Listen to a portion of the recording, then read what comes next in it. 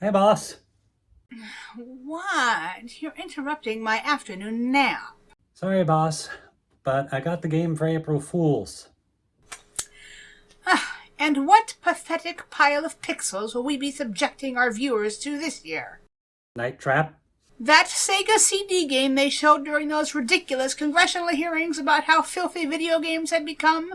The interactive horror film with actual video? Yeah. Good exposition, boss. All right, have fun. Get the song in there too. Audiences love a good song.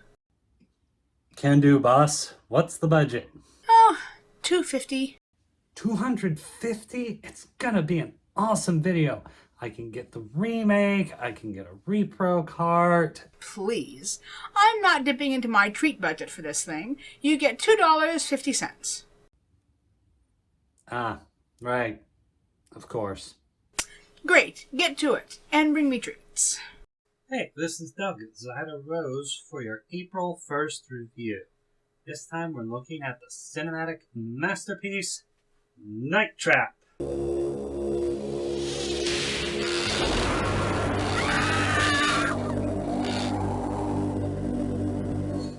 Brought to you on the budget of $2.50. I had to cut a lot of special effects I had planned. This game built itself as an interactive movie experience. It wanted to break ground in entertainment. What it did was help create the outcry that led to the creation of the ESRB. This B-movie game is different, with a lot of fun vignettes scattered throughout its 25-minute runtime. Give up a perfect game and you can see a lot of what it has to offer. It takes multiple playthroughs to see it all.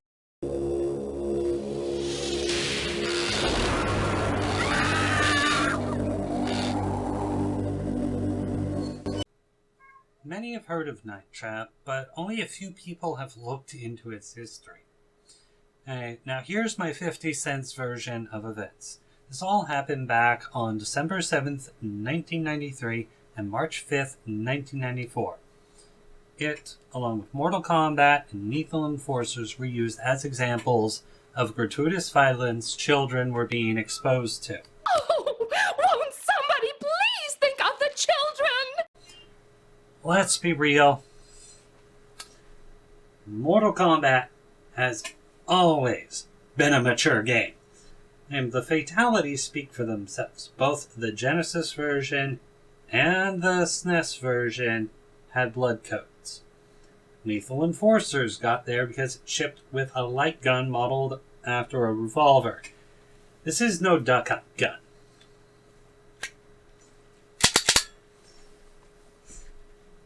Night Trap got there due to having an actual video of young women in lingerie as victims of augurs.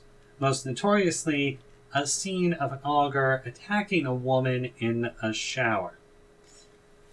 This was shown on the congressional floor in all its pixelated glory, without any context.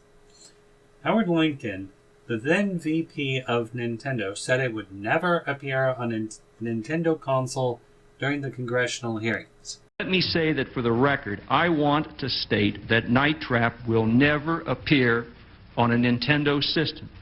Obviously, it would not pass our guidelines. This game, which, as you've indicated, promotes violence against women, simply has no place in our society. It didn't pass their guidelines. Howard left Nintendo in 2000. The legislature birthed the ESRB.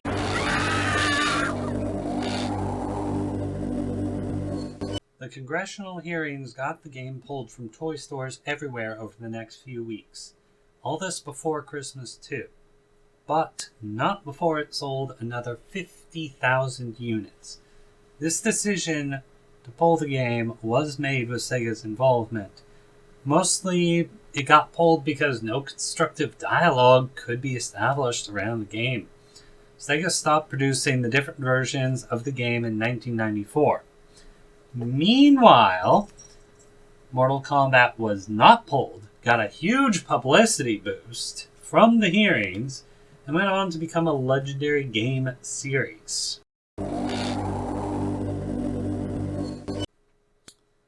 This game has you playing as a member of SCAT. That's right, SCAT.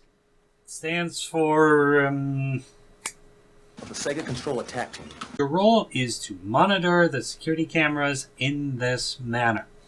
Most of the team will be infiltrating the manor and trying to protect the girls invited by the Martin family to stay for a short while.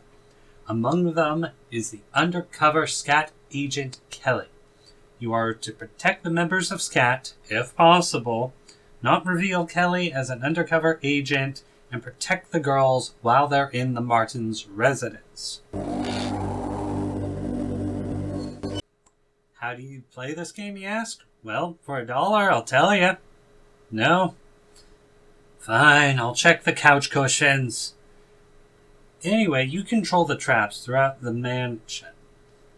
They do work at night, right? Who knows?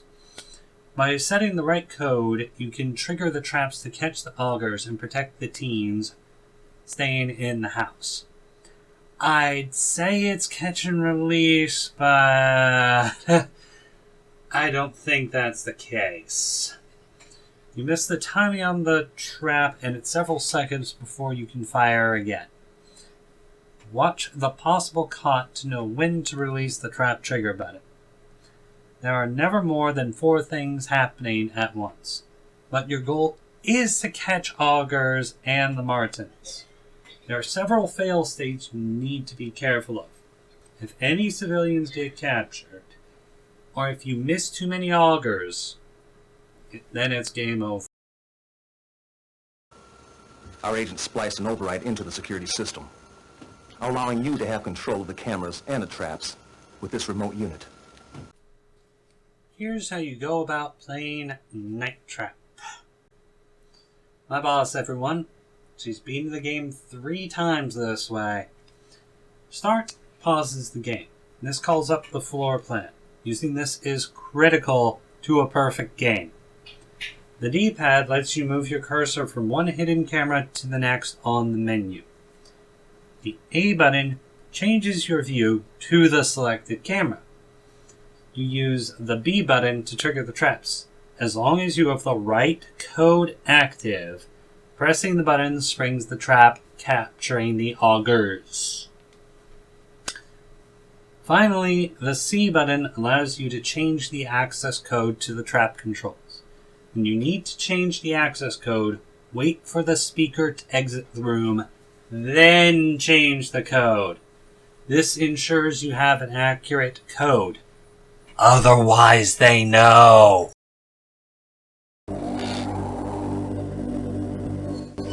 Night Trap joined the ranks of classic B movies that got a modern upgrade with its 25th anniversary. But getting there was difficult. The original creators behind Night Trap came back and tried a Kickstarter to get 33,000K to remaster the game. If it was successful, there would have even been talk of a sequel. They got 40,000. A few years later, Tyler Hoggle, who had remastered a few games by Digital Pictures, made a demo mobile version of Night Trap.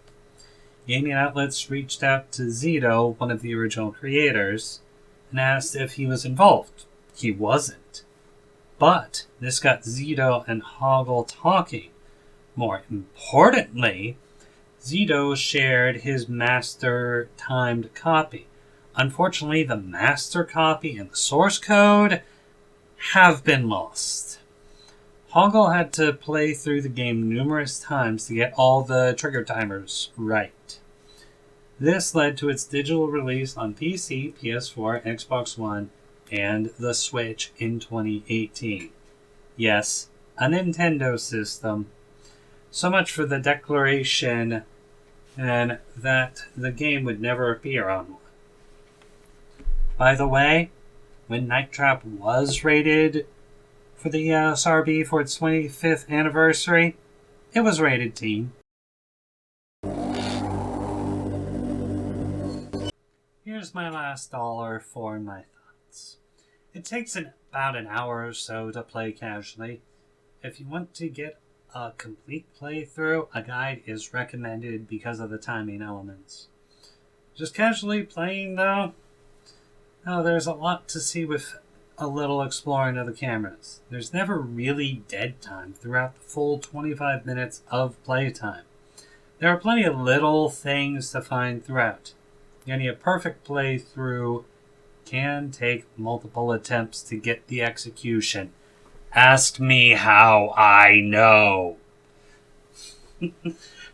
It's a decent game, and an especially good game if you like B-movies, if you enjoy All About Evil, Evil Dead, Killer Clowns from Outer Space, or Attack of the Killer Tomatoes. Then this is a game for you. This wasn't like your usual April Fool's videos. What do you mean? It wasn't an over-enthusiastic mocking of a terrible game. It was a history lesson. Well, the thing is, it's not a bad game. Our viewers expect to be entertained. Next year, make sure you review a real stinker. Maybe next year I can have a bigger budget? Don't push it. Now go prepare my dinner.